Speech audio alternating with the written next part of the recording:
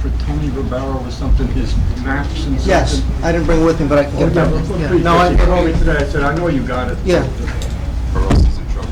no, I don't want to lose that. What is the maximum now on this? 17,500. Why are we jumping in?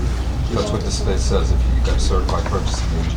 That's It can be. I don't know if you can do anything between.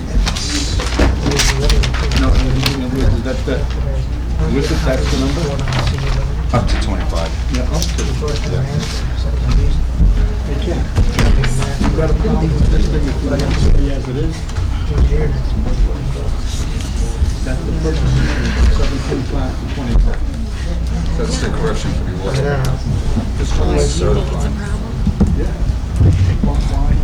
You better refill that, you're gonna finish it. You're allowing something more than necessary. How many people actually gonna take? Like I'm talking about the plan. How many people actually gonna take? I'm not questioning that, what the plan. When it gets hot, then I'll take a I'm break. saying, The order's recommendation, 17.5, and you have a purchasing agent, go up to 25. that's not what the thing, I'll be made public of that thing.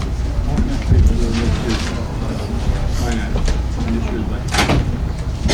Before we start, I'm gonna have a 5-minute recess. This is too important to stop. I just found out something, excuse us folks, this is too important.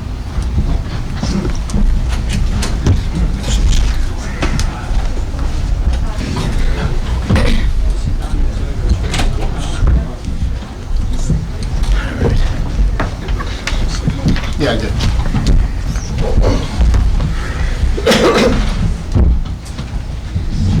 Now declare this meeting open. Roll call, please. Councilman Kugler. He's here. Councilman Dorminio. Here. Councilman Sedekase. Here. Councilwoman Mazer. Here. Council President Cook. Here. Please rise to salute to the flag. I pledge allegiance to the flag of the United States of America and to the republic for which it stands, one nation, under God, indivisible, with liberty and justice for all.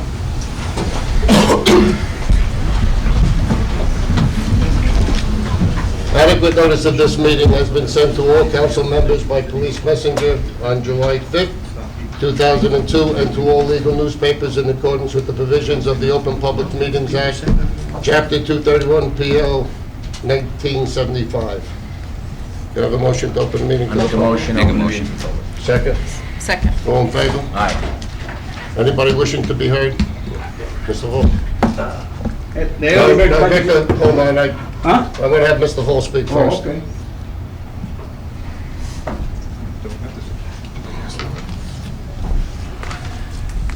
Council President Cook, members of the council, members of the public. My name is Thomas Hall. I'm an attorney. I'm here tonight because one of the items on the agenda is the potential adoption of a settlement of litigation in which I've been a party. Excuse me, Mr. Hall. Scott, can we go into this since we're in litigation? He's the attorney. We are indeed in litigation. Mr. Hall represents the parties plaintiff in that litigation. It's truly an unusual event where an adverse party to a litigation would appear at a public meeting seeking to address not only the mayor and council, but I would presume the members of the public as well, with regard to the items in that litigation. But indeed, this is a matter of great magnitude to the township of Saddle Brook. This litigation has the potential to leave an indelible mark upon the face of this community for many, many years to come. You yourselves took an unprecedented step last month when you adopted a resolution and attached to that resolution in advance of the settlement of the litigation the precise terms and conditions that would satisfy you to resolve this case, and further attached to it and made public a document that set out various options upon which you could consider to settle the litigation. Given all of those circumstances, and given the, as I said, unprecedented importance of this litigation to the community, I would suggest we hear what Mr. Hall has to say in public session. Thank you. If the event arises where the attorney has to render advices to you which would call upon the attorney-client privilege, I'll so advise you. But we're not there yet. I believe you should let the lawyer speak. Okay, thank you. Mr. Hall? Thank you, Mr. Cook. I'd like to just take a few minutes and explain that one of the reasons I'm here is that as I've been reading the public documents that have emanated from this debate, it's been clear to me that there are some areas of misunderstanding that might be helped if we sat down and walked through where we are, how we got there, what we're proposing, and what the choices are before the mayor and council. And let me say on a personal note, I've been where you are. I served 6 years on my township committee. We had to wrestle with a number of issues, including how we dealt with our affordable housing obligation. And I know that it's not an easy issue to deal with. But let's start with that, because that's where you are. In New Jersey, every community has an obligation to provide its fair share of affordable housing. It's a constitutional requirement. Every municipality has an obligation. The obligation is defined by a state agency. It's called the Council on Affordable Housing. In October 1993, the Council on Affordable published guidelines and numbers for every community in the state. The number they published for Saddle Brook was 128 units of lower income housing which had to be provided by the municipality. We didn't set that number, the state did. The state did it by going through a whole process which they're going to be going through again on the basis of the 2000 census numbers. And they set a number for every community. That number was set, as I say, over a decade ago, or nearly a decade ago, and to date, there was no addressment of that by Saddle Brook. Saddle Brook isn't unique. A whole series of communities had a number, didn't do anything about it. Many of them have been sued and are now building affordable housing. The lawsuit that is brought under these circumstances is called the Mount Laurel lawsuit because the town where the initial doctrine was enunciated was Mount Laurel Township in Burlington County. It had not met its affordable housing obligation. The concept hadn't really been real at that point. But our court, first of all in 1975 and then again in 1983, enunciated the responsibility of every municipality to do its fair share of housing. Under the rules that are established under these affordable housing lawsuits and under the rules that were established by the Council on Affordable Housing, if a municipality is sued, then it has to do whatever is necessary to address its affordable housing obligation. In typical Mount Laurel fashion, if a builder has brought a lawsuit, it's called a builder's remedy lawsuit. The normal response on the part of the municipality under state law is that the builder, if his site is approvable, suitable, and appropriate for development, would get what's called a builder's remedy on that site. That builder has to provide an appropriate amount of affordable housing along with market rate housing. And the usual ratio is that if you're doing apartments or rental housing, it's 15% of that. If you're building single family or other housing for sale, 20% of that housing is affordable for persons of lower income. That's what's called the traditional remedy. There are a variety of different remedies which are possible under this. For example, in my own hometown, we ultimately built 126 units of affordable housing ourselves, the municipality did. And that's how we got out of what would have been an otherwise obligation where we would have had to build up to 600 or so houses by the builder along with the affordable housing. So there are a variety of options that are available, but those options disappear when the municipality is sued. You then have to deal with the fact that a builder has brought a lawsuit.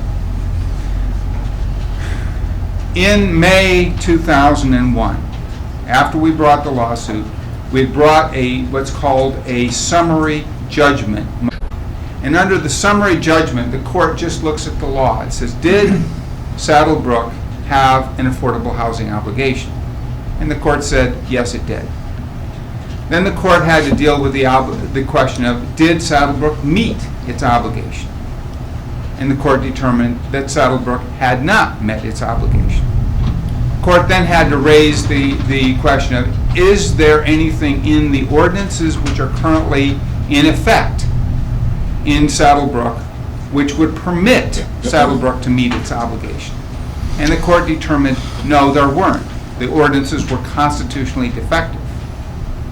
The court then appointed a master, in this case a special qualified person, a licensed professional planner who has worked in the field for a number of years and who has done a variety of these reports.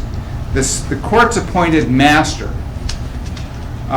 then reviewed all the facts and reviewed all the sites and issued a report. That report has been available to members of the council. I assume you've all read it. That report provided that, yes, indeed, Saddle Brook had an obligation to build 128 units. That obligation was going to have to be met.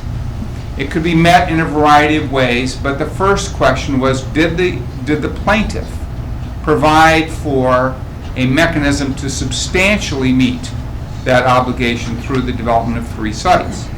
And the master's report, which again, every member of the council, I believe, has seen and read, indicates that the site which the plaintiff owned at 10 Sampson Street was appropriate, suitable for development, rather than the 42 units which the plaintiff argued for. The master determined that that site was appropriate for 38 units. The master further determined that it would probably be inappropriate to follow the full impact of the COA rules and provide for 3-bedroom units for the COA families in that apartment unit, and suggested that that be reduced to 1- and 2-bedroom units. Similarly, for the property which is at 20 and 40 Sampson Street, the plaintiff had originally asked for, I believe it was 293 units. The master suggested that the appropriate number for that development would be 266 units. Again, he suggested it would be inappropriate to include 3-bedroom units in there, and suggested that those 266 units should be 1- and 2-bedroom units. Finally, the plaintiff had included a site on Mayhill, and the master's report indicated that 156 units would be appropriate for that site. So the master's report called for the development of those 3 sites, allocated densities, suggested that the design of the units that had been proposed would be appropriate, subject, of course, to planning board approval. He then went on to say that there was a shortfall of units which the township faced, and suggested a variety of ways in which that shortfall could have been met. And the plaintiff said we would accept the master's report. We sent a letter to the court, and we followed that up with a specific motion called an offer of judgment. If we accepted the master's report, and if the court awarded us the master's report, then one key element of what the town had been seeking in discussions we had had, that is, the availability of the Mayhill Street property for recreation, would be lost to the municipality. In the spirit of settlement, we sat down with the municipality on a number of occasions, both with the assistance of the court and then with the assistance of the court-appointed master, to try to figure out what solution we could come to which would allow us to go forward with the development and yet allow the municipality to acquire Mayhill. Remember, the goal is that we had to meet 128 units of affordable housing or get some dispensations from the court and the master as to how we might do that. The master proposed that if we went into an arrangement which was amicable and that there was a settlement, he would give a credit of 32 units to the municipality. If there is no settlement, that credit is gone. And we have to remember that as we go through the process. During the negotiations we had, we seem to have hit an impasse more than once. We had several heated discussions back and forth. Councilman Kugler at one point suggested that one way out of this would be to think outside the box, and suggested we think about a redevelopment of an area. I'm just telling you, No, Eddie, stop. Let him Don't knock finish me out it. of order, Daddy. He mentioned my name, you knock it off. Let him You finish said my it. name for a redevelopment area, I said, and I stated on Van Bosom, there was a 100 by 150 piece of property that we just purchased or were in the process of purchasing. Also on North 6th Street, which we call the Gully, that is outside. That's what I offered, not a redevelopment, so retract your words. I That's why. was complimenting you for suggesting we think outside the box and think about a redevelopment area. But I mentioned The the site specific also. redevelopment area that ultimately came out of the discussion moved away from an area that was specifically identified by Councilman Kugler, but we did start thinking outside of where the original 3 sites were. And the area which finally came into focus was an area including Midland Avenue. Now, it appeared to us, as we looked through this thing, that Midland Avenue offered some appropriate areas for redevelopment. For one thing, there were a number of mixed uses on the site. There were a couple of areas that weren't developed. There was an area by the box company that seemed to be appropriately developable for housing or for other units. And so as a process that took place where we looked through a variety of options, we ultimately agreed that we would give up Mayhill if the municipality wanted it, if it was central to the municipality's goals, both for a recreation facility and for a Department of Public Works facility. We would sell that to them for less than we thought the property was worth, and we would cooperatively work with the municipality to redevelop a portion of Mayhill. In the discussions that took place over weeks and months, the size of the area became defined as an area north of Market Street to the municipal boundary, and from Midland Avenue, a corridor that went from the railroad track to a portion beyond Midland Avenue. And that seemed to offer 2 things which made sense. First, from the court-appointed master's perspective, there would be a reasonable probability that housing would be built that would make it possible for the municipality to meet its affordable housing obligation. Secondly, from the developer's perspective, there was an opportunity to recapture some of the value that would be lost by a sale of the Mayhill Avenue site. You have, of course, the complete ability to reject the settlement and to go forward with a legal battle. From a lawyer's perspective, that's great. I would actually applaud that. That would give me a lot more work to do in the rest of the months of July and August. This case is set for a trial on July 22nd, and we'd be ready to go for it. But the downside to the municipality is substantial. Municipalities typically win affordable housing litigation. I've been involved in several in Bergen County, and the municipalities don't win them. Even in a case like Emerson, where the builder's remedy was not granted, what happened was the court took over the town zoning and is going to set forth exactly how that municipality is going to go forward with its development.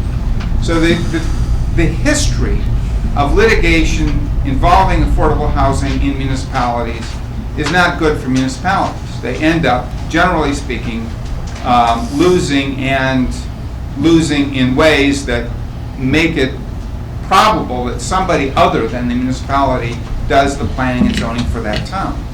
If, in fact, we are able to settle this litigation, the municipality would regain full control over its planning and zoning process. It would have a mechanism to meet its affordable housing obligation, and therefore would have protection against further lawsuits of these sorts.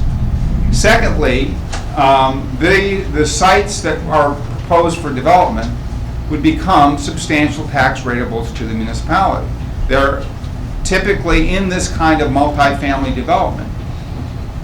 And it's been my experience, it's been the experience of most of us who've looked at this process, the amount of revenue generated in terms of the market rate housing, including the affordable housing that's included in there, exceeds the cost of services provided. The township, thirdly, would end up with a site that it has looked for and sought, and in this litigation became a key goal for both recreation and a DPW. The plaintiff, under the arrangements that were worked out in the settlement, actually gets fewer units than it would get if it litigated this matter fully in the court. And an area that would be, that's been a softer land use that has not been developed appropriately would end up being developed or redeveloped.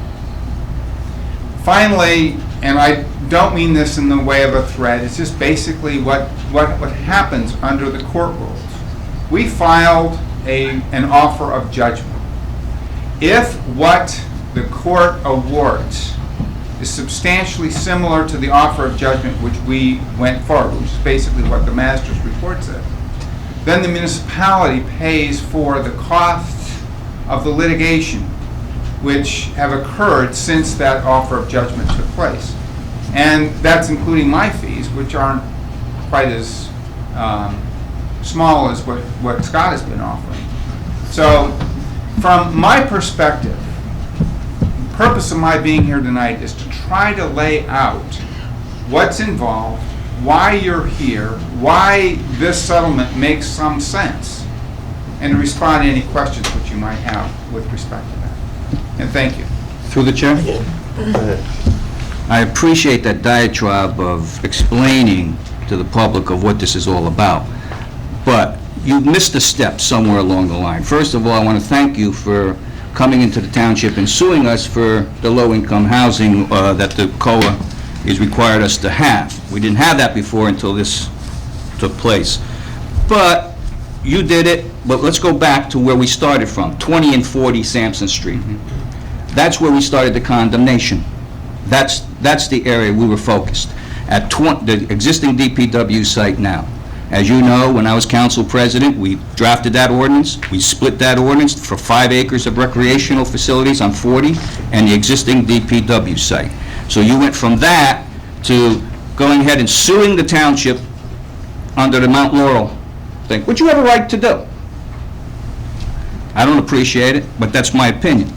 And I don't think, and I've been open to suggestions and open to negotiations, and we've had many heated discussions about this. I think that this is a terrible thing for this township, and I don't think that it's good for this township in any way, shape, or form, because as far as I'm concerned, we've made a considerable amount of concessions with regard to this agreement.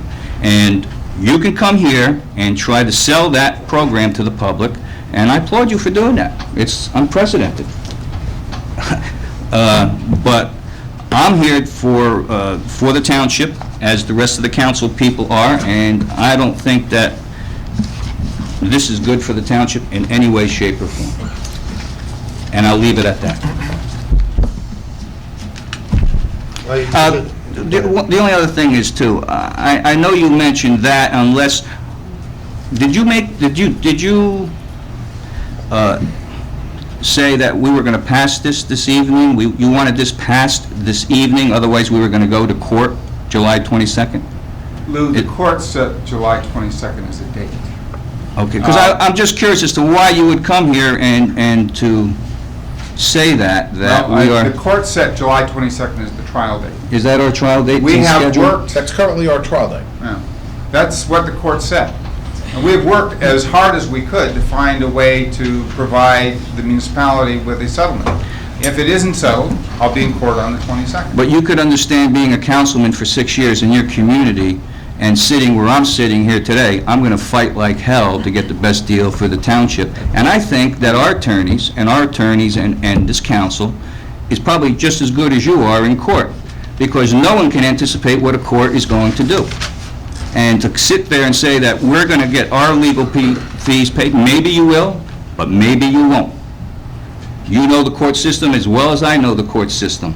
It works in strange ways. It does. I will only tell you that in, I won't say all the cases, in most of the cases where Mount Laurel has been litigated, the municipality loses. Right now, for example, the Township of West Windsor, which is lost at the trial court level, lost at the appellate division level, has managed to get before the Supreme Court a massive development which they have been fighting since 1995. We don't know how the Supreme Court's going to rule. But if they lose, which is everyone's expectation, because that's been the track record thus far, that will have managed to spend millions, in this case literally millions of dollars, in terms of attorneys' fees, experts' fees, and they're ending up with the project anyway. And there are millions of dollars that we're not looking at for the future of this township if this project goes through. But Lou, you have to ask yourself at the end of the game, if This is not a game for me. At the end of the day, when you've got 128 units of affordable housing as the basic obligation, Okay. whether Al Obal builds those or whether somebody else builds those, the 128 units with the concomitant market units are going to get built. Okay, so the 100, that doesn't mean I have to give out the rest of this township for that developer as a result of that. I don't intend to do that. Yeah. And the northern quarter of Midland Avenue.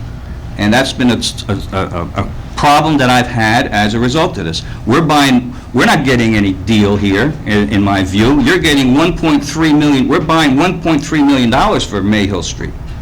You say that it's worth whatever you say it's worth. The assessed value is only $1 million on that. We haven't even done, no one has ever done a evaluation of what that property really is worth.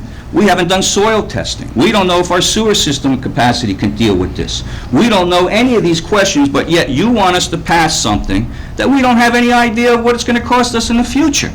So this is what the concern I have. I don't know if our pumping station, you're saying in this little graphic that you give us, between 10 and 25% that the builder would pay. Maybe he'll pay 25%. Maybe he'll pay 10% of $1 million or $2 million. The rest of that cost has got to be borne by the township. So I have some serious concerns before I say yay or nay. I don't want to be forced into something knocked to my head and say either I take it or I'm going to court, and you're going to lose because every other municipality loses. That's only one court. There are other courts that can hear this case. So I'm just saying that I am open for discussion. I'm going to fight for the best deal of this township, and I think that we're pushing this along and holding a gun to our heads. And unfortunately, Lou, that's part of the process of litigation. We have a trial date. And I accept that. As I say, it works for us if we have to do this in court. What we tried to do was to sit down and actually, your people did fight as hard as possible to get I don't think so. a different deal. I would just like to ask a question. Now, the discussion that's going on right now, I think the key question, and then I need an answer. If we pursue the course, like Lou says, there's a fight, we have a fight going on, do we, in the end, wipe out those units? What's considered a win? Do we get rid of those 600 units if we fight? I will fight with anyone, but in the end, do we win? What's the goal? The probability is that a court is going to come back and recognize what the state regulation has said for the past 10 years and what the master has confirmed, that you have an obligation to build 128 low and moderate income housing units. That's the constant that we deal with. That hasn't been created by way of the litigation that was instituted. That's been there for 10 years. And it is our obligation to address that issue. Okay, but that... I'm not done. And neither am I done with the answer. That's the constant that we're dealing with. Joe, let's not debate the situation any further in court. Let's go to court. Let's not tell him what I'm doing. He just told you what he's doing. What he said, for 10 years you had a number of 128. The master says the same thing. But if you've read all the reports, qualified acreage. We have enough acreage, whether Obama builds it or Mickey Mouse builds it. We have the acreage. They're calling open space. My property, 50 by 100, is considered open space. What are you gonna put there? 10 pup tents? Great, I'm renting them, okay? But that's what we're going to court for, Joey. This is state mandated, 128. I'll almost accept this, but we paid Corkner, who's one of the best planners in the state, tells us, and I don't want to say numbers because we're in court, but he differs from this here. And if you read his report, he tells you, when they're up against a railroad, that may not qualify as a buildable place for this type of a building. So maybe we're right, maybe we're wrong. And I don't want to go no further, okay? But we have, like you said before, the hand we're dealt with. We haven't had our hand been dealt with unless we read Corkner's report and the report that we're going to court for. So let's not debate this anymore. It went in a circle. Simple Understand question. who Craig Ray Camp is. Through the chair, please, Mr. Cook. I believe this portion of the meeting should be open. Yes. That's correct. You're right. Council, and I sympathize with them. I'm They next. can discuss this after. You have to excuse me, I have to roll my pants up. There's so much snake oil rolling over here, you know? That's exactly what I had, just snake oil. Now, it's ironic, despicable, unconscionable, that the people of this township is not allowed to know what's going on, and somebody from outside come over here and he's allowed to discuss these matters. Is it that unconscionable, Mr. Cook? I believe it is. Despicable, that's what it is. The people of Saddle Brook, we are in the dark about this. But then he is allowed to come over here and try to sell his wares. What's going on? Can you explain that to me, Mr. Cook? Mr. Hall came here to discuss and to try to let the people know what was going Nonsense. on, because there has been a lot of talk outside and the right words aren't getting out there, and it's a lot of misinformation. Nonsense. Excuse me. Why should we have him do it? Excuse me, through the chair. We should do it. Through the chair, please. We don't need Mr. Hall, who's the Excuse me. opposition, to do that. Excuse me, Victor has the microphone. All right.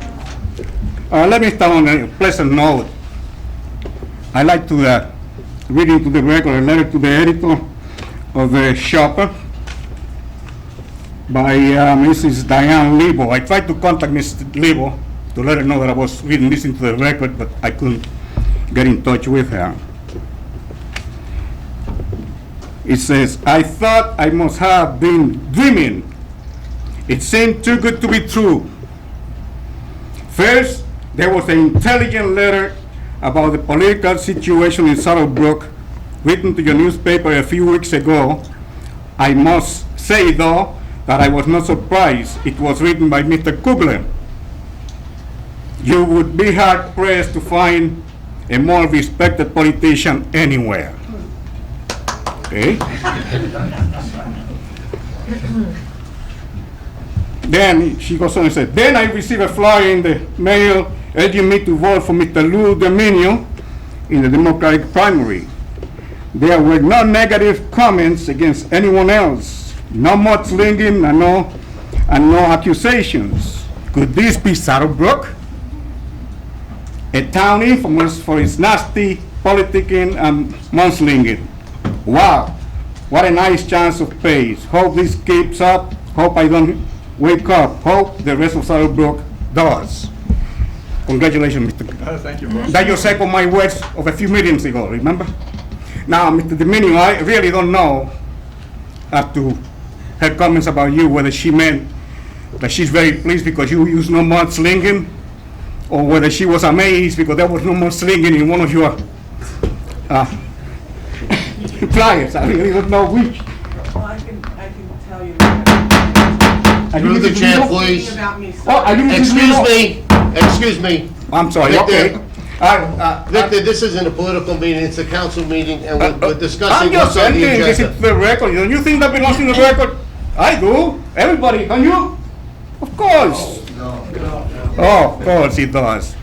Okay, now before I go on with my comments now, I'd like to read, as a basis for my next comment, a case in Tenafly. It seems that Tenafly has a case similar to ours. And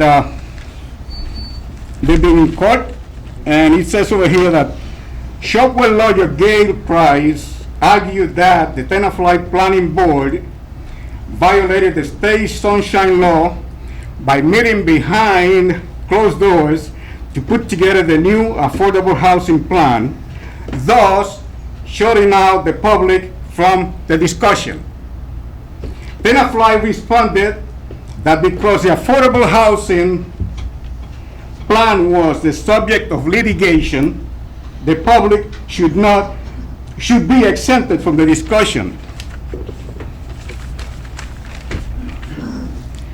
Judge Harris of Superior Court disagreed, saying that the affordable housing plan was of keen interest to the public, and they had the right to be informed about it. Why go into closed session to discuss issues of public interest? And that applies to this council over here. I'm not a lawyer, but I move and I'm ready to show you that those negotiations have been conducted by this council are illegal. They are illegal on 2 counts.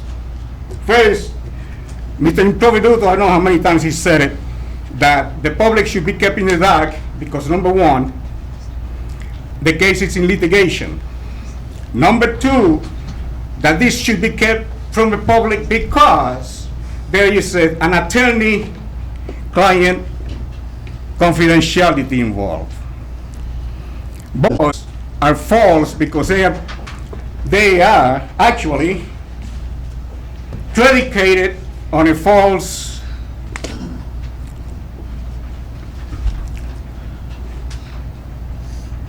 and untenable premise. The premise is this: Mr. Improviduto and the council is presuming that when a council member is elected to this council, that council member is vested with absolute powers. That is not so. Under our Constitution, no elected official is vested with absolute and unlimited power. The President of the United States, the most powerful elected official in the country and in the world, as a matter of fact, is constrained by the Constitution as to what he can do and what he cannot do. He has no absolute power. If the President of the U.S. had absolute power, he would not be a president, he would be a king. And that's exactly what the founding fathers decided not to do, to have a monarchy. That's why they put constrictions on the powers of public officials. And when it applies to the president, applies to the governors, applies to the Senate, applies to the county, and applies to each and every one of these councils. You are not vested with absolute power. You cannot, when the keen interests of the public are involved, go behind closed doors and keep the public out. What these things amounts to is the financial rape of the people of Saddle Brook. That's what this whole thing amounts to.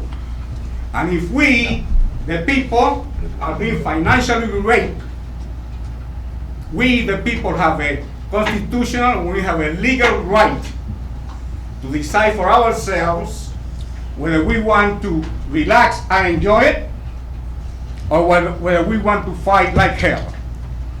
And I say that if these facts have been brought before the people and they should have been, the people would have defeated this soundly. And you know that, and everyone knows that. That's the first point. One more point.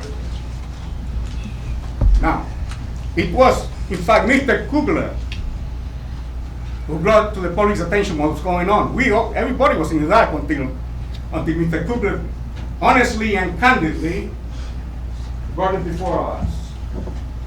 And then, even after, even Mr. Prosecutor and Mr.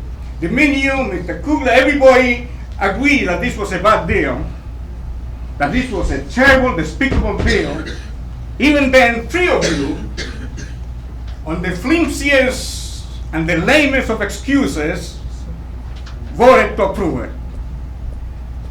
And I've been racking my brains all these months. Why would these people, these three people, Mr. Cook, Mr. Seri Case, and Ms. Mason, why would they vote for this? I just couldn't figure it out. Mr. Seri Case expressed that he was just doing the best out of a bad situation. You was not. You made a bad situation worse. You did not make the best out of a bad situation. You made a bad situation worse. Mr. Cook didn't even give an excuse for voting for it. And I've been racking my brains since, why did they vote for this? And finally, an idea came to me. Maybe I said, they have been infected by some new disease that affects the brains, you know? And maybe... John, listen, I'm not gonna sit here and take this. It Really? either respects me or Exactly. enough. Talked enough as it is. Exactly, John. Victor, Disease. Yeah. let's, That's not even... there's one reason, actually, one reason why you voted for this. All excuses notwithstanding, you voted for this for one reason, for political expediency. You voted for this because you're not running for election in November. Had any one of you been running for election in November, I know there's not one among you who could muster the political will or the political courage to vote for this. Victor, I sit down.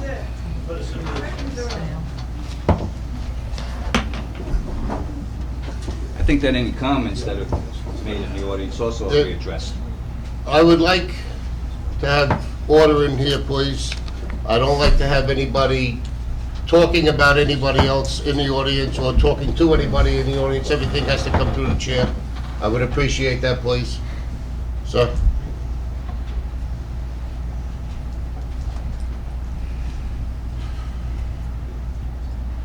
Good evening. I'm not from this town. I'm from Fairlawn. I'd like permission to speak to you if that's possible. Could you state your name and address, please? Sure, be happy to do so. I don't want to be chastised for coming from another community. My name is Keith Brown. I live at 23-05 Ellington Road in Fairlawn. I am a member of the Fairlawn Homeowners Association. I'm the coordinator of the Warren Point Neighborhood Watch. The neighborhood watch that I'm involved in is all the streets surrounding, behind Broadway, at the they call the ABCDE streets, Arcadia, Berkshire, Cambridge, Dorchester, Ellington Road, Plaza, and Midland. Again, I thank you for giving me an opportunity to speak. I'm not here to discuss politics and decisions. I think you have a tough situation. I would like to thank council for coming and for you allowing council the opportunity to explain what's going on. I found that very informative. But I also, in my opinion, anytime anybody has to preface a statement by saying this is not a threat, then it's a threat. Okay? And don't, my advice to you, Mr. President and Council Mayor, don't give in to threats. We have a problem. The reason I'm here this evening is that we have a problem in our neighborhood. For those of you who are familiar with Ellington Road, and if you're not, if you come across Route 4 and Plaza Road and turn right, you go down a one-way street to Midland Ave. That is Ellington Road. It used to be a quiet residential street. Now it's the Daytona 500. UPS trucks have been cleared away with the help of UPS and local police.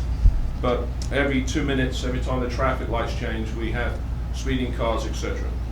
My concern and concern of neighbors, we've been meeting this week, concern about this project, if it goes through, is the effect that this would have on the area.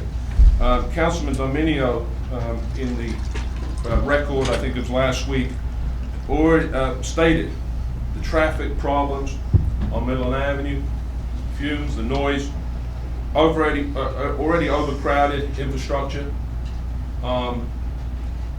600 units would add a minimum 1,000 cars. The only way for those cars to get to that facility, if they're coming from the Fairlawn side, would be down a one-way street called Ellington Road, and they would be backed up on Midland Avenue. A couple of years ago, we had a similar situation in Fairlawn where we had put affordable housing. It's a complex, apartment complex off of McBride Ave on 208. Okay, the person who put them on made promises to the council that there would be enough parking, that they wouldn't add traffic in town, and in fact that they would only put between 25 and 27 children into the school system. I stand before you tonight to tell you that it caused major traffic concerns, and they had to put 3 extra traffic lights on. There's not enough parking, and it put nearly 100 children into an already overcrowded school system. So what I'm saying to you this evening is that we have a concern. We already have a concern in our neighborhood, and I can tell you that next Tuesday evening, a group of residents have signed a petition.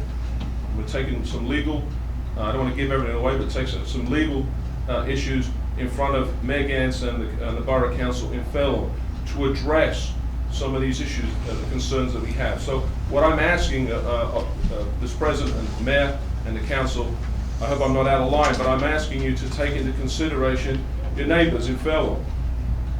Okay? And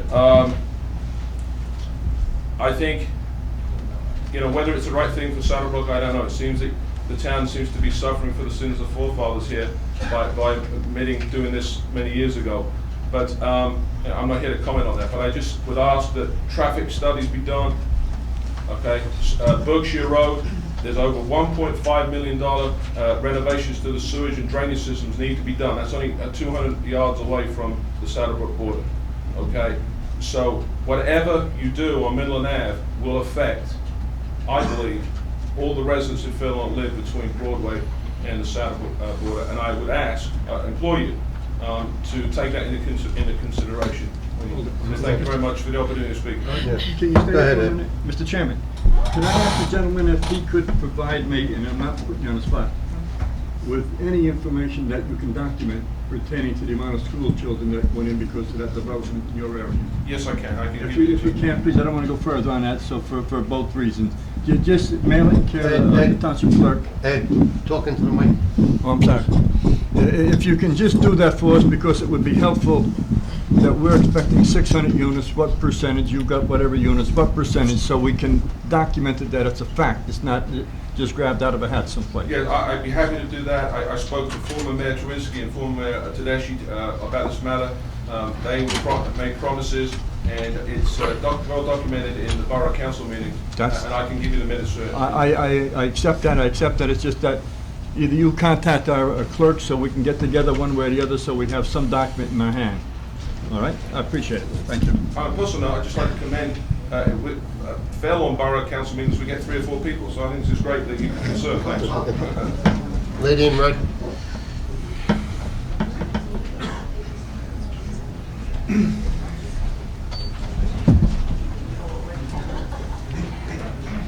Thank you. I don't know this gentleman. Could you state your name and address, please? Diane Lebo, 122 Nedlet Drive. I don't know this gentleman, but it was he who was referring to when he read that letter. That's the only reason I raised my hand before. And to clarify, what I meant about Mr. Giorminio was that I was not surprised there was no mudslinging in his flyer. Not that I was surprised. Could you speak up, please? I came here with lots and lots of questions. Mr. Hall answered a lot of them.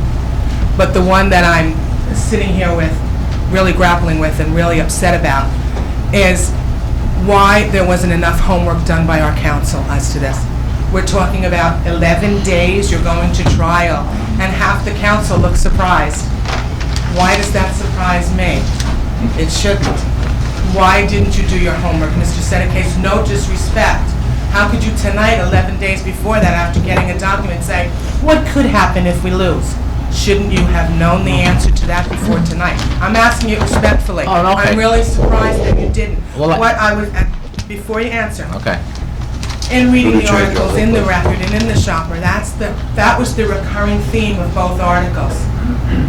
non-answers by half the council, especially two members of the council who voted for this. We don't know what's going to happen to the people. We don't know what's going to happen. We don't know how. We don't know why. I don't have the exact quotes. I can do it. I highlighted everything, but I don't want to be here too long because I hear the murmurings in the back, and I don't want the same nasty comments about me that were made about this poor gentleman.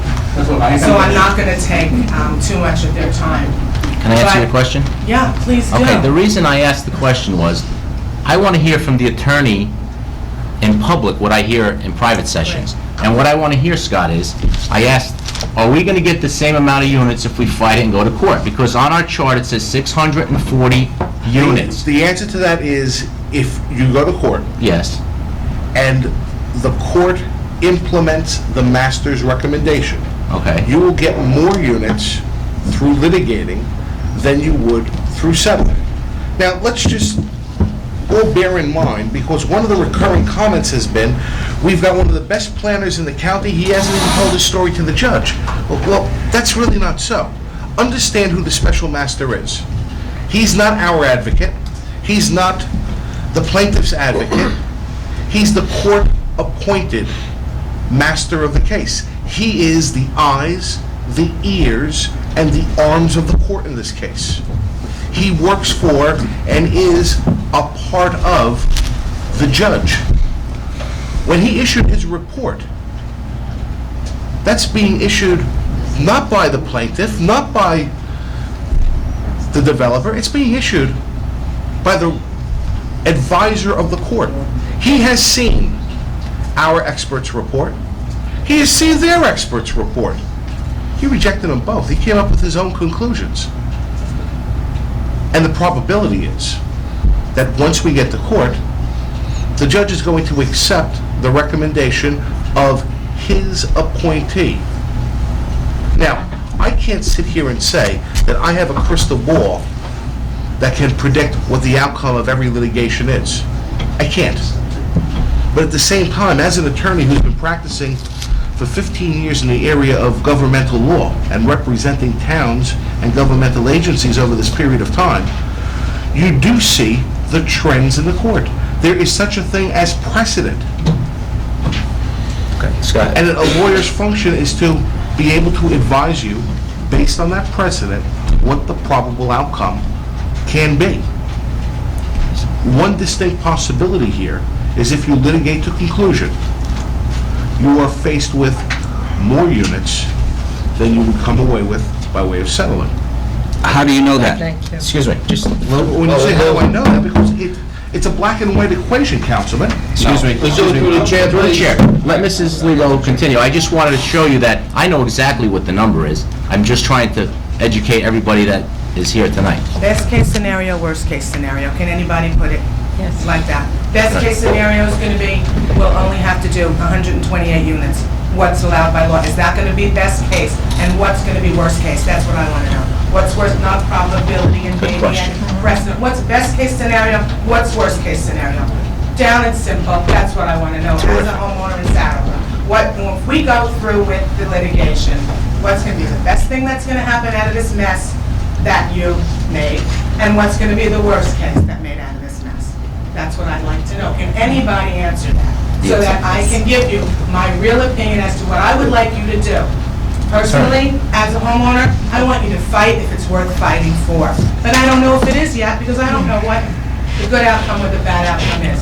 Thank Scott, you want to very answer much. that? Best case scenario. Yes. Assuming that the court accepts, line for line, item by item, everything that our experts say. Our expert is saying that our affordable housing number should be 44 units. Now, again, the master, who works for the court, has evaluated that and says, no, that's not the number. But assuming that the judge were to see different, 44 low-income housing units. To get to 44 units, that has to be based upon a 20% set-aside. So now you've got to multiply that by the remaining 80%. It's approximately 280 total units, best case scenario. So That was the original one, like we said before, on the two Sampson sites, 238 year, 44 year. Let's go further. No, that's just the number. That's just the low-income housing component. That doesn't tell us where they go. Best case scenario, the court said, right, we're going to grant your condemnation relief, and we're going to give you 20 and 40 Sampson Street for fair value to the property owner. That's best case scenario. Property owner still has the right to put those remaining units on other available sites that he may own or that may be available for development. This is pie in the sky, and I'll tell you why. The laws and our courts have consistently ruled that the constitutional statewide imperative, and that's the language that the court uses, constitutional imperative to provide low and moderate income housing in every community in the state is superior to a municipality's right to condemn for public purposes. That right to condemn for public purposes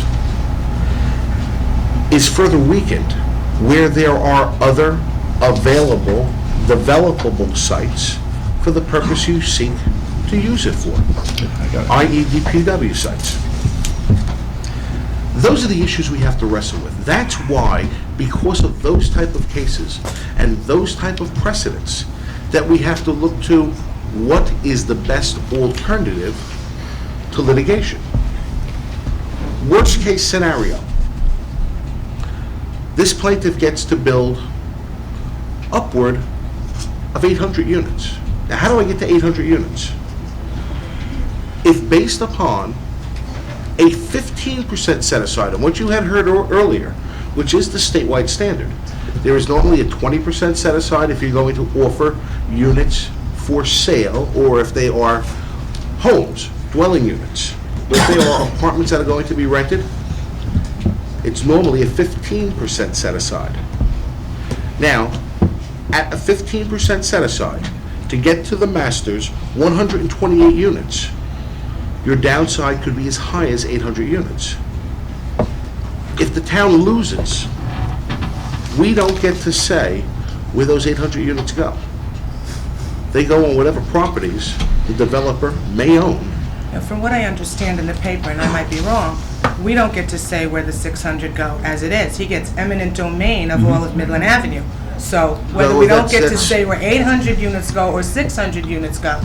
What this settlement is designed to achieve, and what you heard come out of the mouth of the attorney for the developer is, the purpose of the settlement is to retain control in the community over that planning function. They don't have carte blanche. It's not anticipated to become carte blanche. Then am I reading something wrong? I think so. Maybe the papers aren't getting the story right. No. And maybe this is the place where you can get the story right. You know, one of the comments that Mr. Cabrera had made, which stunned me, is that we're doing this behind closed doors. To have a discussion of this nature on a piece of litigation that's ongoing, that has a trial date a couple of weeks away, is unprecedented. You don't do it. This isn't the formation of the COA plan. This is a discussion of litigation. The COA plan is conducted by public hearings before your planning board. That's what Judge Harris said didn't happen in Tenafly, and that's something completely different than what's happening here. If he gets the 600 units on Midland Avenue. Or more. Or more. Well, not on Midland Avenue. That's all together, total. Throughout town. Sorry. Was that for me? That was for me. And for me. If he gets the 600 units Yes. total, he has the right to put them wherever he likes, in whatever configuration he wants? Wait a That's, minute, wait, it's under what scenario? If the court awards no, I mean, the that's what we developers, give him before we go to court, we settle. if we settle, no, we retain control. Not only over where they go, because that's what we're negotiating, where they go. Don't you dare shut me off. Well, just go through the chair. I will. But you retain control over the planning element. There'll be hearings before your planning board. There would have to be, if you're going to investigate a redevelopment scenario or redevelopment authority, that could either be an adjunct of the planning board or an adjunct of this mayor and So council. I'm sorry, all of this is going to be done within the next 11 days, the water Oh, testing by no and the means. sewer? This will happen over 5 years. These units don't go in overnight.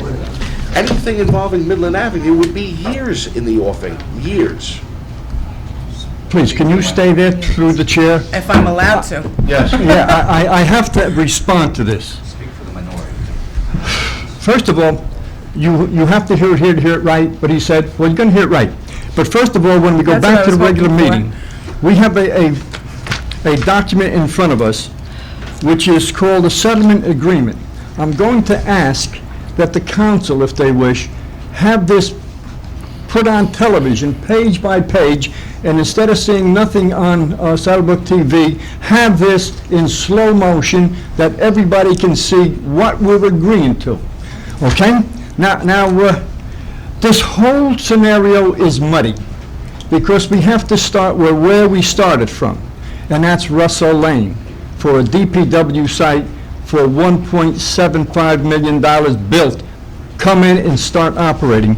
Because of a road that wasn't a road, we lost the whole deal. Then we condemned 20 Sampson Street. At the meeting we were going to condemn it, we said, let's put 20 and 40. I opposed it because I'm looking for 20 Sampson Street. Now, you asked the question, the best scenario. The best scenario is we will win 20 Sampson Street. We've occupied it for 25 years as a DPW site. We will lose 40 Sampson Street for recreation, and Joey's very concerned by it. So when we were deposed, the only three people that were deposed was myself, Lou D'Arminio, and Joe Sedecase. Joe Sedecase was there for one reason alone, because he is strictly a recreation man, and I agree with the man, we should have recreation. But he is being sold a bill of goods that we're going to get Mayhill Street for $1.3 million and have our children play on it. And I talked to the attorney today. There's a big rumor. Maybe I'm starting it, maybe I'm not. Where is the fill that went on Mayhill Street? Where did it come from? It come from the old A&P site. Where did that come from? Rumor has that it came from the Passaic River, the third filthiest river in the nation. If that is so, is that earth contaminated that my kids, your kids, and everybody else's kids going to play on it? I hope not. I hope it'll be checked out before that. Well, let's talk later. Now I have to concern ourselves with what the true story is on this here thing. We voted, and at last meeting, if you go through the tape of television last month, I said Kaplan's letter should be read to the public. My attorney over here said it's risky, so we didn't do it. But last meeting, we all had a deadline and a timetable, and I think I mentioned it to everybody here. There is a timetable that you've got to do this, resolutions, ordinances, so everybody on this council knew what we had to do. I am shocked today to hear that, not shocked that he's going to go to court on July 20th, but it'll never be a trial case because I'm assuming that both of our attorneys will ask for some kind of stay because we don't know if we can do this. Even if they do approve this tonight, and I'm ready to vote on this tonight, by the way, there's dates that have to be filled in here. We haven't even discussed this, so I don't think any person can put a date down when it's going to be. And the biggest problem on this thing here, we got Kapner as our attorney representing the township pertaining to Mount Laurel litigation and the condemnation. We have Mr. Spavero, the township attorney, acting as the planning board, not as the planning board attorney, but as the representative of the planning board, because he started this case day one, and we have a resolution, so he's right, the resolution entitles him to do that. But if I would ask Mr. Spavero if he had any correspondence with any member of the planning board on what happened since day one to day now, I don't know what he could tell me. And please, I'm not trying to try our case here, but I'm extremely disappointed that we lost the case right here. We have some people in the audience that wish we would lose, some in the audience that wish we would win. We're not on the same page. And I don't care whether we win this or lose this for the sake of Mount Laurel. I'm in favor of Mount Laurel housing in Saddle Brook. It does not have to be on 10 Sampson Street. It could be on any developable land. When I said Mr. Corkman was one of the best, you see my attorney contradicted me. That's not the first time he contradicted me. He's my attorney, but he contradicts me. But that's okay. That's what he's getting paid for. But my biggest problem is that there are acreages in town that Mount Laurel can be on. Doesn't necessarily have to be this one spot. If we were successful in 20 Sampson Street, that would blow them out of the water for 40 Sampson Street, and they can build on Mayhill Street. I have no objections to that. Now, when we settle this thing, or when they're in the process of settling, their key location is 20 and 40. That is what they call the Taj Mahal for them, because that's their centerpiece. You can take Russell Lane, you can take everything, you can do this now. Now that changed. On Midland Avenue, their Taj Mahal is Russell Lane again. And I don't want to get into it, but I don't know how many council members actually read this thing. And I wish they would, and I wish we would have I got to have a private meeting first, because, I'm sorry, he's going to say it's litigation. There are some things Hey, that... look, Councilman, you can say whatever you want. to No, these I'm no people, because fool. I'm no they fool. deserve to hear. They deserve this to be... Be careful what you ask for, you just might get it sometimes. I get it, but I'm afraid I can't get legal representation from you, all right? I'm afraid I can't. Well, see, the unfortunate thing is, you're only happy when you hear what you want to hear. No, I'm not. No, I'm not. I'm happy when I hear the truth. I'm happy when I hear the truth, and when I don't, it's not there. That's all that comes out of my It mouth. shows you right now that if we're on odds at the present time, how are you going to defend us? And I told you once before, during the deposition, you defended the opposition over me, didn't I? You misunderstood it then. I didn't misunderstand it then, I don't misunderstand it now. Come on, But I'm not going to get involved in that, because I'm not arguing with him here. The problem is, Mr. Chairman, you can say that, because it makes no difference now what I'm saying to you, but I want to ask the council president if he would see to it that page by page is presented on television. Now, you're a television man since Channel 7. Can that be done? Sure. Will you see that? I don't know if they have the equipment to put a crawl on, but they should be able to do it page by page. Will you entertain a motion at that fact to sort of be presented to these people to put on? All you gotta do is say yes or no, you don't have to think about it. No, the reason why I'm thinking about it is this, It's a public record, it's accepted today, it's not nothing. We're not, that settlement isn't voted on. that's not voted on, that settlement. That's a draft. That's a draft of a settlement that we haven't voted on yet. I'm sorry, okay, then I'm out of order, I'm sorry, yeah. I thought it was voted on. We got You're that, Mr. Captain's there, ask him if it's a final document. Excuse me, can we get back? The last pages aren't, but the pages up until, Can I ask, Ask Mr. Captain. If you don't want to hear it from my mouth, you designated him as your lawyer, you ask him. don't ask him then, John. Chair, through the chair. can I, was your question answered? Now, when you, In more ways than and one. wait, now, can I just clarify one thing? There's not 600 units going on Midland Avenue. Oh, 600 He has- units. He has 10 Sampson, 20, Total. and 40, and it's outlined in the chart that's public. 10 Sampson's 38 units. 20 and 40 is 266 units. He would be allowed to build 156 units on Mayhill. Through settlement negotiation, now we try to move those units around to total up the final number. Okay, so it's not 600 total units, and it's 128 COA units, but if we settle, it goes down to 96. Okay, so it's not 600 units on Midland Avenue. All right, then I only ask you one thing before I leave, and I will take my leave, is that please, think about what you're doing for the Township of Saddle Brook before you do it. Albeit a DPW site and a recreation site, think about the schools, think about the water system, think about the future before you make up your mind. And instead of being petty argument between all of you and politics, which I know is too much to ask for, and what your kids want, what your parents want, what your friends want, what the people who voted for you, or put you in office or helped you get in office want, do what the people need and what the town needs. Please, that's all I'm asking. Thank you very much. Mr. Chairman, he addressed me, so I'd like to respond if I may. Well, too many people tonight. Well, he Sir. addressed me, so I have Sir. the right to respond to him. You want to There are address too me, many sir, people you tonight. happy to call me in my office. All right. I mean, you addressed me, didn't you? Then call me in my office, I'll be happy to talk to you. Yeah. My name is Fred Berghahn. I live at 483 North Midland. This impacts me very much. I have a business there, greenhouses, garden shop. I also have a residence. I live there. My son's getting married next month. He's going to live in another house on the property.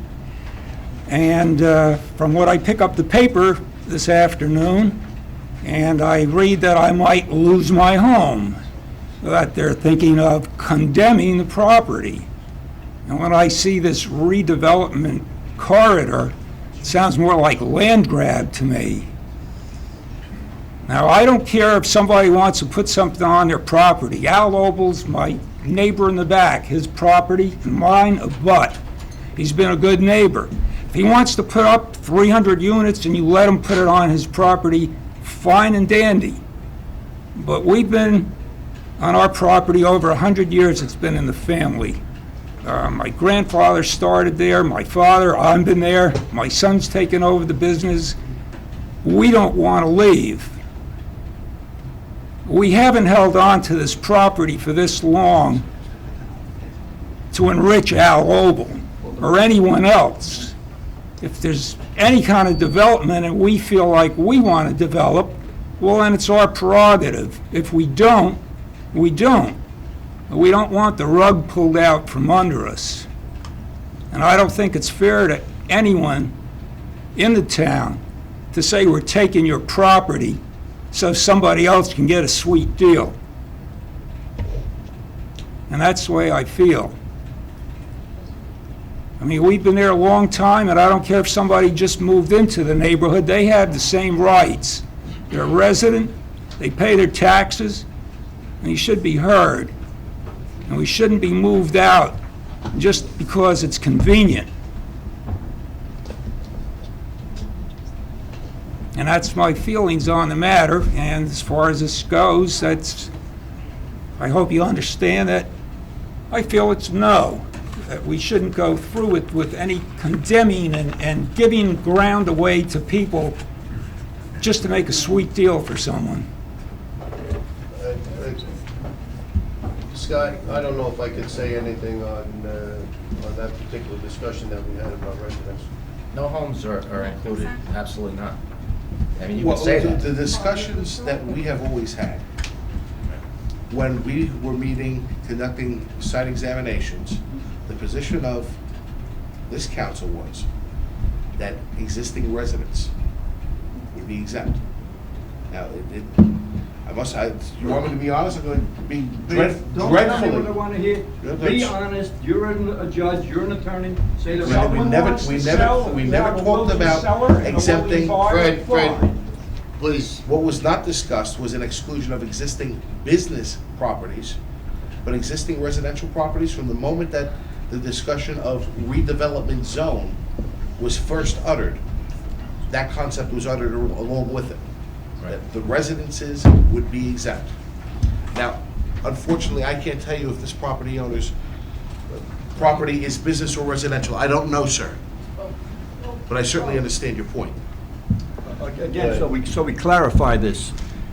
When we talked about residents, with the first scenario was to be from Route 46 south to the Midland or Outwater Line borderline, which contain all of the first district. Karen herself said, make sure all residents have been removed. That's when it was set up.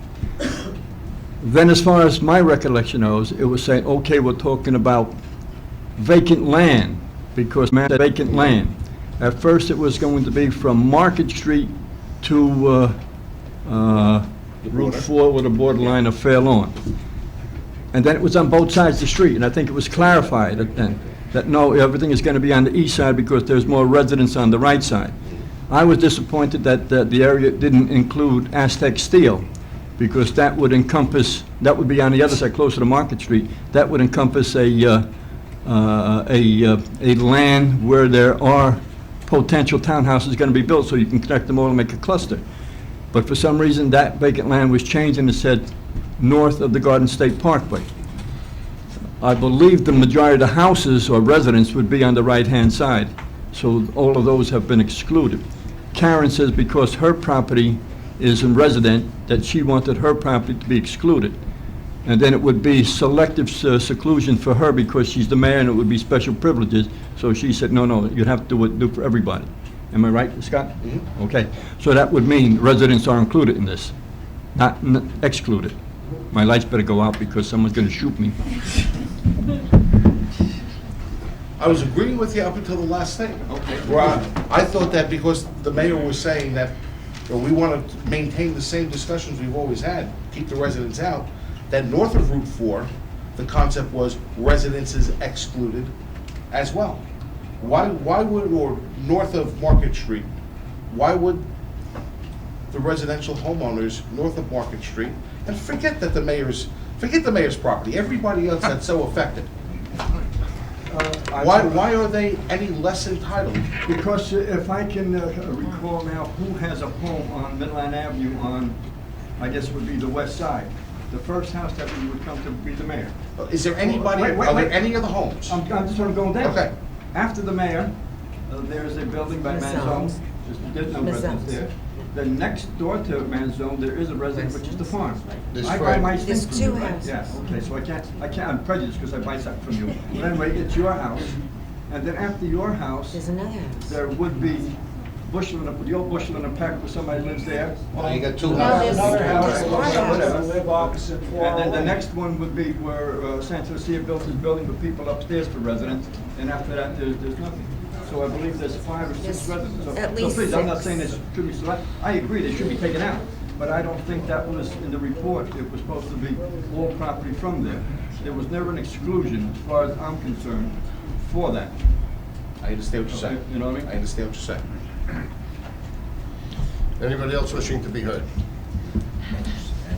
Mr. Goldshaw.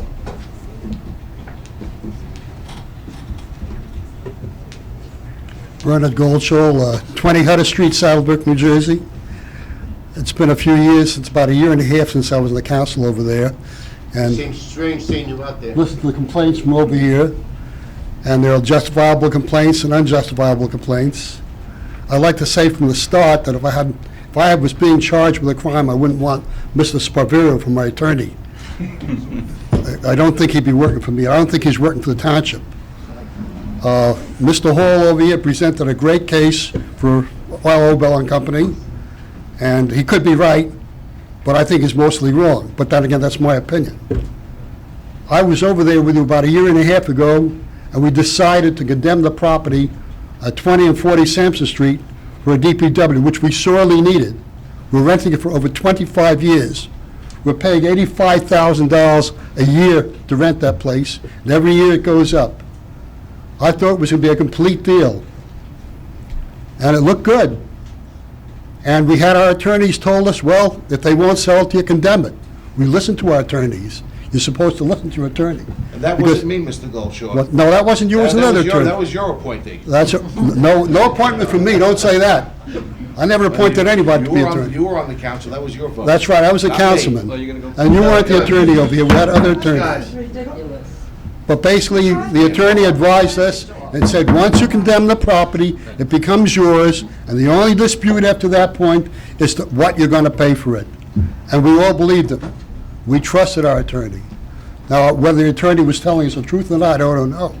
I don't know if it was a mistake on his part, but all of a sudden, we get hit with a lawsuit. So I don't know if he just wasn't aware of what was going on, or if there's something that was illegal going on. Maybe there's something corrupt, who knows? But anyway, we get hit with a lawsuit, and now it's a year and a half later, we still don't have the property. Now, as far as I know, when we condemn the property, it's the right of the town to take it over and use it immediately.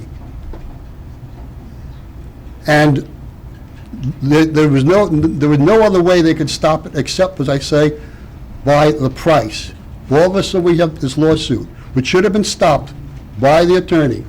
Our attorney didn't work for, none of our attorneys worked for us, and it wasn't you at the time. You came on later on. But I don't think it worked for us either, frankly. I don't think Amorosa was working for us. I think we need new attorneys, because I don't think they're fighting the good fight. When the attorney starts to defend the opposition, they're not our attorney. The attorney's got to be there sticking up for you. If you take a look and watch TV shows, the attorneys defend criminals and get away with it, who are actually committed the crimes. They get up and they swear to it that they didn't commit the crime, and the attorney defends them. We don't have an attorney that defends us in any way, right now or in the past. Now, as far as the Mount Laurel is concerned, we knew about Mount Laurel for quite a few years. It's been there. I believe in affordable housing. I think it's something that has to be done. But I think that the way it's being worked out in Saddle Brook is not to the advantage of our township. You got to figure out that we do have a problem here. We just had a referendum for the school system, and we're going to spend another $12 million to fix up the schools. And now, if we get new affordable housing in here, and you get 600 units in, who knows how many children you'll be having in here. If you have another 300 children, we'll need another school. We're going to need more sewage equipment, we'll have to fix our sewer system up. We have to fix our infrastructure has to be up, the water supply has to be increased. This is all gonna cost us more money, and I think these are the things that have to be taken into consideration. We go before the court, now if we're going before the court, we have to have an attorney that's gonna fight for us a little bit harder. And I think that's the responsibility of both the mayor and the council to make sure they get a lawyer that's gonna defend us. If these lawyers don't wanna defend us right now, get rid of them, get new attorneys. They have Mr. Hall is the attorney for the plaintiff, and he's fighting for them, he's fighting hard. He comes up and he presents a case. It sounds good, but I don't believe it. Well, I know from what I can see, we do have sufficient housing, space for affordable housing. The master came up and showed us that there was sufficient space without 20 and 40 Sampson Street. 20 and 40 Sampson Street, what they're doing is switching us. They say, well, we're not going to give you 20 and 40 Sampson Street, but we'll give you Mayo Street. Well, why can't they put the affordable housing on Mayo Street? Let us have the 20 and 40 like we asked for it, like we condemned it for. Now, there's another thing, you're going to put up all this housing. The township of Saddle Brook is really short on recreation, and it's always been short, and it's been worse now than ever because a lot of kids are getting involved in it. We have about 2 playgrounds in the whole town of Saddle Brook, or parks. They're very small. All the other facilities are provided by the schools. If they're going to put up affordable housing, then they have to provide additional recreation space for our residents, the additional residents. So what are they doing? They take all the space away, no recreation space, no DPW space. Are we going to move our DPW out to Garfield or someplace? And we're going to tell our kids to go to the Bergen County Park to play? These are the things that our attorney has to be fighting for. He should be speaking for it, and I don't see anybody doing that. I think that's once again, you and the council and the mayor, I think should start considering getting a new attorney. I don't know what the procedure is, but I think it would have started. And as far as Mr. Hall goes, I think he's wrong. Thank you. Through the chair, if I could just respond to some of those comments. I took this in March of Excuse me, 2000. Scott, hold on one second. Change tape.